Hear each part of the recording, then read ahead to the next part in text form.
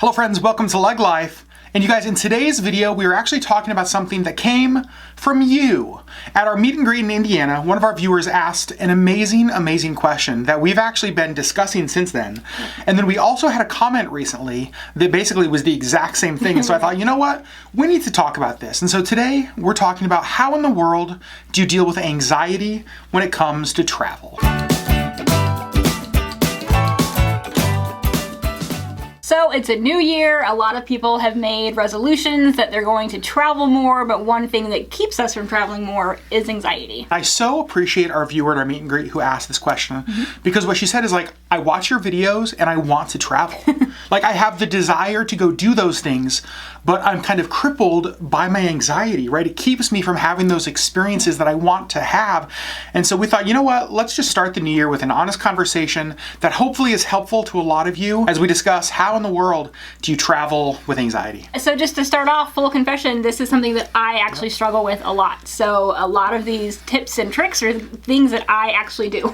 And so it might not come across in a lot of our travel vlogs, but remember, what you guys get to see is the edited version of our reality, right? You don't get to see a lot of the anxiety that happens around travel for Sherri. Not so much for me. It's not really anything that I've struggled with, but I've gotten to walk this path with her as well. So I'm really hopeful that some of the things we talk about today will be as helpful for you as I've seen them be for Sherri. So first off, I think that it's important to just put out there, this is nothing to be ashamed about. Like so many people struggle with anxiety in general, especially anxiety over travel.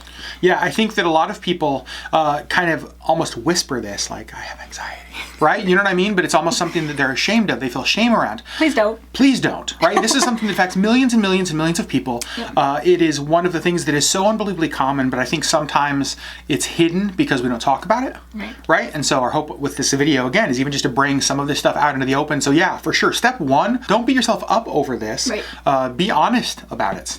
Another thing that's important is to know what your triggers are. Yeah, if you're the kind of person that the thought of like running through the airport for a last minute flight and potentially missing your flight and getting stranded, there are some of you out there I know that even just hearing that situation, like my heart's like, yeah, you feel it like rising up in you. So know that it's like, you know what, when I think of travel, the things that bring me anxiety are situations like that.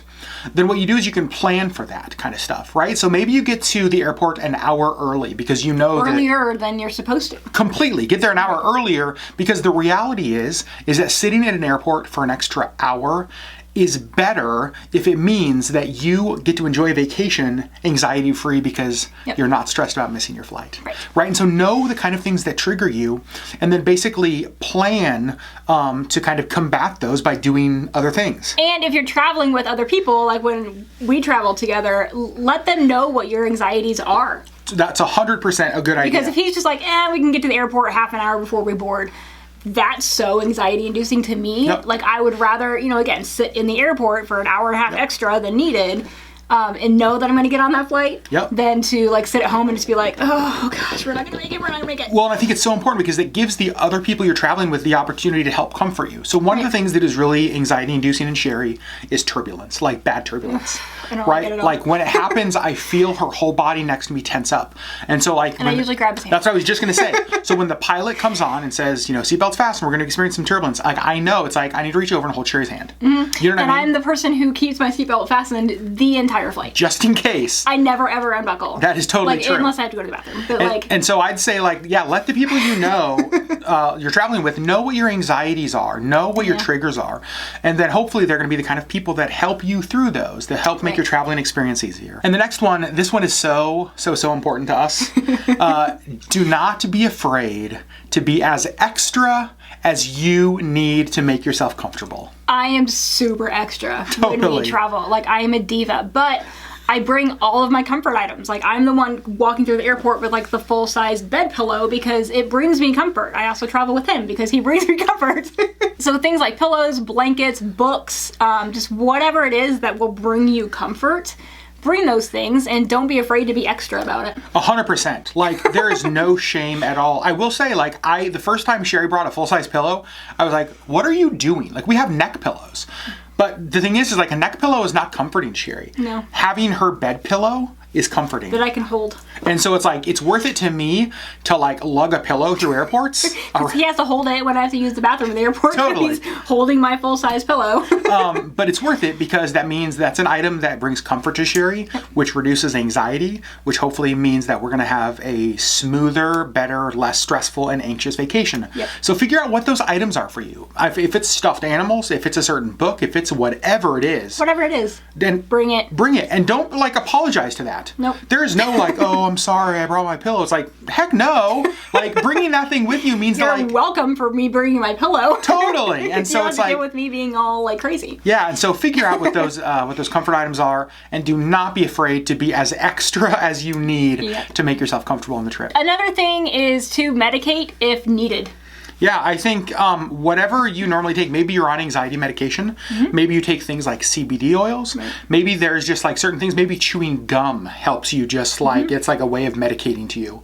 Don't be afraid of that kind of stuff. Nope, do it. Again, it goes back to kind of the being extra. Like, what are the things that you need to do to bring yourself comfort, to calm yourself down, to give yourself breath, right? Sit in that seat and do breathing exercises, whatever you need to do, meditate or pray or do whatever you need.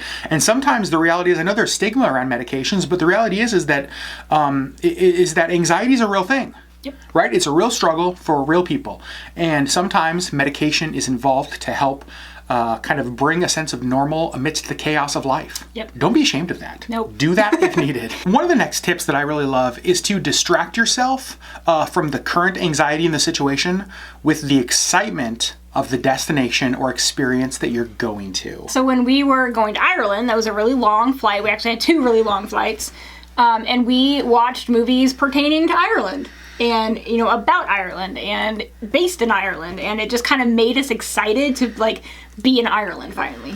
The excitement of what we were about to experience actually subdued the anxiety of how much travel we had. Yep. Right? And so it's like, if you're going on a Disney trip, watch some of your favorite Disney vlogs, right? If you're going on a cruise, watch some cruise vlogs, watch some movies or watch some videos or read a book or a story about what you're going to do and let the excitement, because that's one of the things, I remember the viewer who asked this, I said this earlier, she was like, I want to do this. Like, I want to go these places. I want to experience these things. Let that want and that excitement do whatever you have to do to fuel that. Right. And again, hopefully the anxiety will be subdued. Yeah. So I think it's really helpful when talking about anxiety to remember that one of the things that our mind does is that we take each situation to the worst possible end. Yeah. Right? And so like our mind leads us down this trail of what ifs that can lead us to a place where we're feeling anxious and super stressed. I am a chronic overthinker. Totally. And so think about that and think, you know what, in a moment of like peace before the trip, take a breath and say, you know what? What if that actually did happen? Like if you're anxious about missing a flight or being late, think that actually through to the end and say, you know what would actually happen? Well, I missed my flight and the airline would rebook me on another flight, but I'd be inconvenienced and I might not have my bags, but they would put me in a hotel and I would, you know what I mean? And it's like, eventually I would get to my destination or I would return home.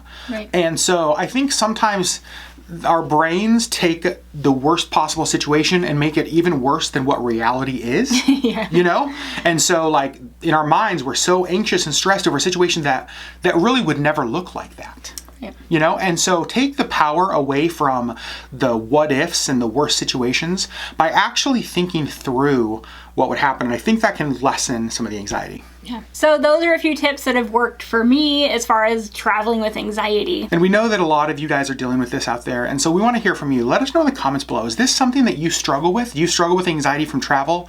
In fact, to the point where do you let anxiety kind of keep you from traveling and experiencing things? Again, don't. No shame in that. No, right? But don't let it stop you. But don't let it stop you. We genuinely believe. Sherri, okay, let me ask you this question. We haven't, not rehearsed, not talked about. As somebody who has anxiety around travel, but we travel a lot, has there ever been a time or a trip where the payoff of what we did wasn't worth the anxiety you went through to get there? No. I mean, the destination is always better than whatever I'm going through to get there. And I think that that's been our experience. I know it has been for you. I know it's been for me as well.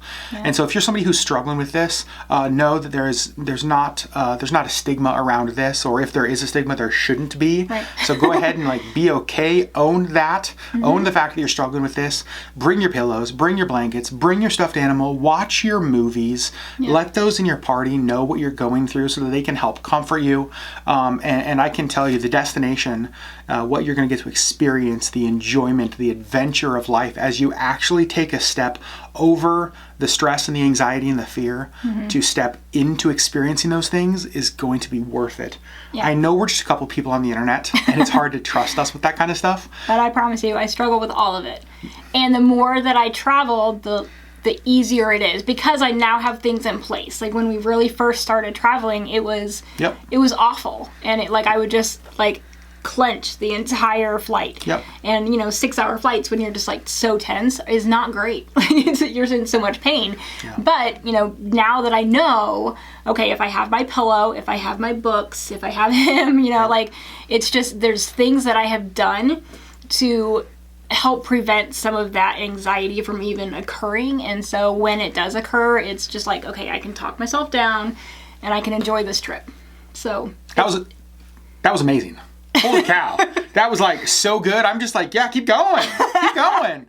And you guys want to hear comments below. Let us know, number one, is this something you struggle with? Number two, are there things that you've done that have helped you? Yeah. Right? So we've just shared some things that have helped us, that have helped Sherri. We want to hear from you. What are some things that you do to help get over stress and anxiety while traveling? And you guys, we do hope that 2020 is a year where you get to travel more. Yep. You get to experience adventure. You get to see places in the world that you thought your anxiety would prohibit you from ever seeing and experiencing. Don't let it stop you. Because that's one of the things to me is I remember on the Ireland trip, because that was so anxiety inducing because it was such a long trip for us. And I was really sick. And Sherri was really sick. Which didn't help a lot. There was just a lot of strikes against that trip. But then when I think back on it, some of the things that we got to experience and do together because we were willing to step over some of those hurdles of fear and anxiety and stress, that's worth the world. Yeah. And so we hope you guys get to experience that stuff too. So you guys, as always, we love you. Thanks for watching, and we'll see you on the next LeggLife video.